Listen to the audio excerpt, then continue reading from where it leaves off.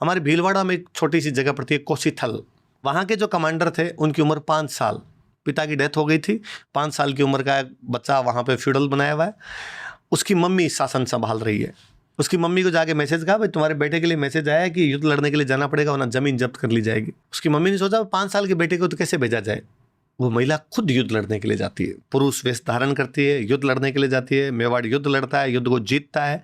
शाम को जब घायलों को उठा रहे थे तो उन घायलों में एक महिला मिलती है जिसके तलवार लगी है यहाँ पे, इसलिए उसके खून निकलने से उसके बाल पूरे गीले हो गए। एक अंधेरे में जब हाथ डाला एक सेनापति ने तो उसके बाल हाथ में आए। तो उसने पूछा, ये कौन हो तुम, जासूस हो? वह महिला उस समय जासूस का काम किया करती थी, कोई जासूस के रूप में नहीं भेज दी गई हो। उसने कहा यदि राणा जी को बुलाया जाए तो मैं बात बता दूंगी वरना नहीं बताऊंगी।